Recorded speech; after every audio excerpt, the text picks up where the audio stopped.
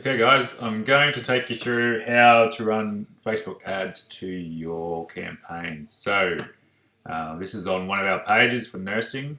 It does have quite a few likes on there, but we don't typically come in here and just post random content. So it's not so much as a community as it is just a place for us to upload these campaigns. The likes come off the back of just running these ads constantly. So I've got an idea in mind for this ad, so just bear with me while I bring it up.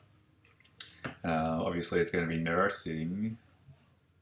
And what we're going to do is a page post engagement ad. So with the copy, typically I always ask a question, something like, are you a nurse, or how long have you been nursing? Something that's going to get them to interact with the actual post and give you those extra engagements.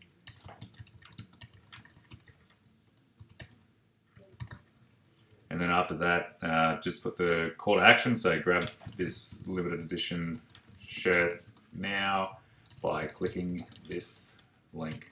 Now, people typically will always ask where, how, what can I do to get one of these shirts? In that vein, what I do is always post that link 3 times under it. So it's just trying to make it as obvious as possible for these people. Now that wasn't an ad that I just put in there, so we'll do that again. Just do one of these.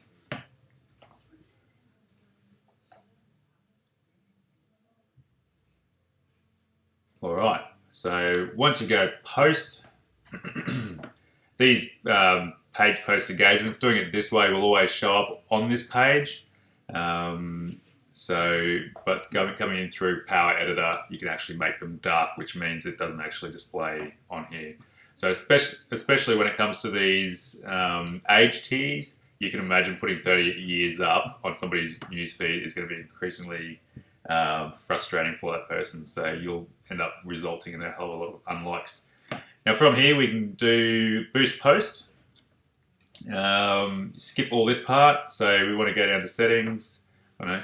Not there, they've changed this. More options. There we go. Use advanced options. And this takes you into the ads manager.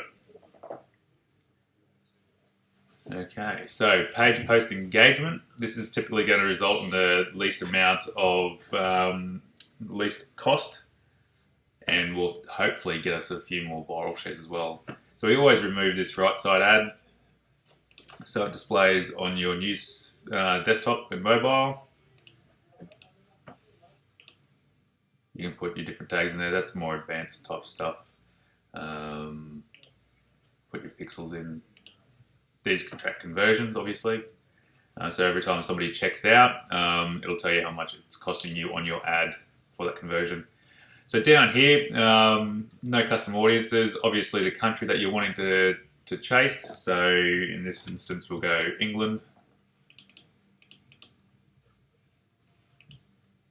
United Kingdom.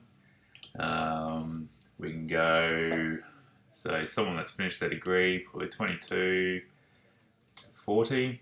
So as we get further into it, we can start getting an idea of who's responding to it through audience insights, and then we can come back and refine it, especially if it starts converting well for us. Okay, so interest is the most important part where we're going to put our information. So you'd put in things that are relevant to nurses, like registered nurses, clinical nursing, all sorts of things. Typically you want to keep it as little as possible. That way you get a really targeted audience, and that cost is going to be even less. You can go into more demographics depending on the size of the audience that you're after. And you go, so someone might have nurse in here, and basically what this effectively does is layer it. So instead of interests, where each interest you put in increases how many people it's reaching, if you put interests and then job titles in the demographics, it's going to start refining. So it becomes very targeted in what you do, and every time you get more targeted, the cheaper it gets and the higher the possibility of you actually selling those shirts. Once they start converting, you can then open it up to get a few more people once you've got the social proof on the ad. You can do behaviours, but typically I would suggest just sticking with those interests for now. From there, we go down to, we'll keep that in that campaign. You can create a new one, call it what you want. Ad set name. Again, you can call it what you want. Typically, I'd be like superhero nurse, something that is relevant to that shirt, because once you start running a lot of ads, you want to be able to quickly find which ads you're using, so you can retarget later on. Budget per day. So at the moment, we always start with $30. What that effectively does is Facebook now spreads that $30 over the course of the day. So depending on what time of day you launch, so if you launch at 12 o'clock PM, Facebook's going to use $15. So the later in the day, the less and less it gets. So typically during the workday, you want to have at least $10 to $12 on that ad for testing. And then as the data comes in, you can see whether or not to scale or rein that data, that ad spend, sorry. So after that, you want to optimize for page post engagement and your place order, and it's as simple as that. So from there, you're going to track it.